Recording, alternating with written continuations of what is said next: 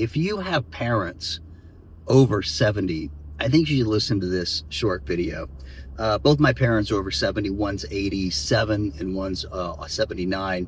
And I went through 15 years of trust and preparation for when they pass, and retirement homes, senior living homes. And what's really interesting is today I was on the phone with a woman named Lisa, whose specialty is helping people over 45 manage their aging parents. I know so many people who have to give up their career, they have to move their parents in, they didn't plan ahead properly. And the worst case scenario, get this, when your parents die, one of your nieces or nephews might steal all of your property because they forged a deed or they forged a will, or your mom or dad had dementia and they talked them into signing something at stage 3 dementia or stage 3 Alzheimer's without them knowing. Can you imagine? Your whole life goes on and your whole family's happy, and then somebody swoops in and talks your granddad into signing away the family farm or the family house, and there's nothing you can do about it. Well, you can do about it. As some of you know, one of my businesses is I help attorneys solve $1 million problems through questioned documents and forgeries.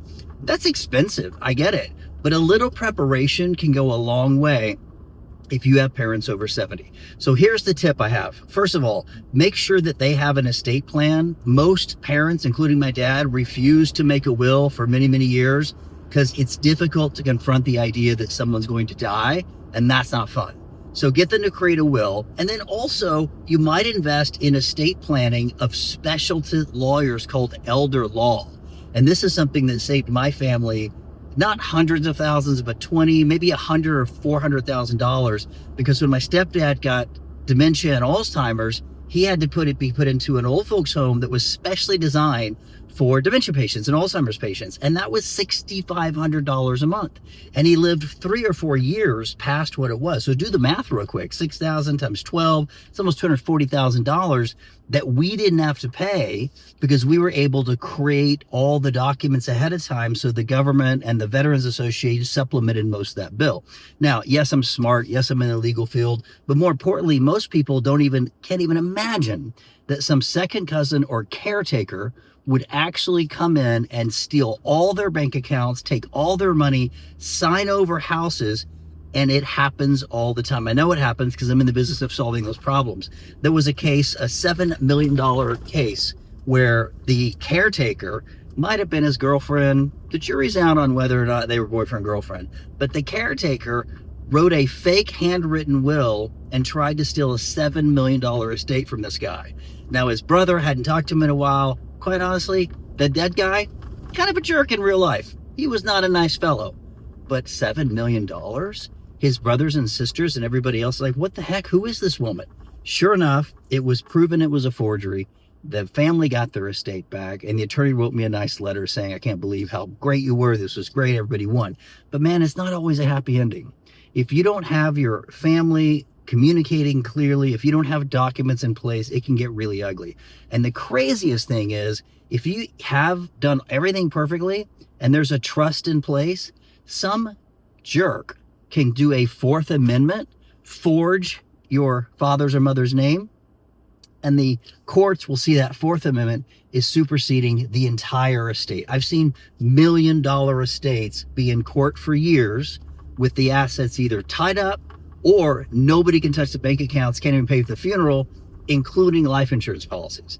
It happens all the time. And I don't mean the video to scare you. I'm just saying my perspective is that you have to play defense early so that you can't do that. And finally, if your parents are of the age where you need caretakers, you need full-time support, do not let those people near your bank accounts, checking accounts, because you're lazy or you live on a state and you trust somebody. The weirdest psychological thing happens when someone changes someone bedpan for a couple of years and they take care of their every need.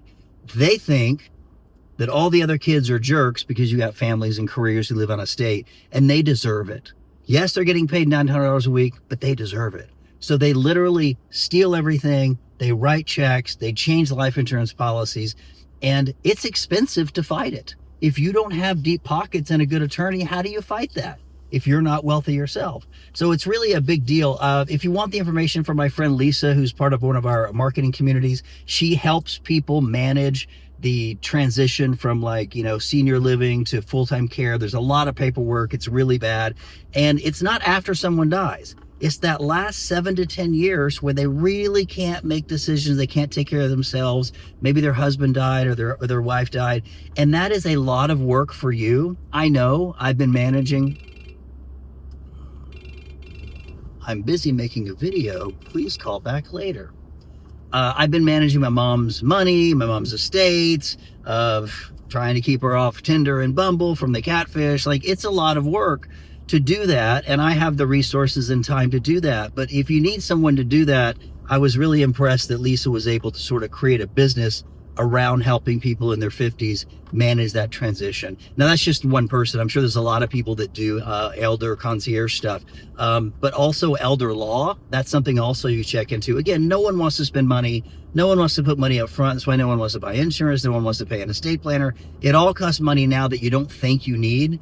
But if you think you have that $1 million house coming to you just because the family said, watch out for the caretaker, watch out for the nephew, watch out for the relative that lives closest to that guy, because they could come in, sign documents, and you'll be in court for 3 years trying to get your stuff.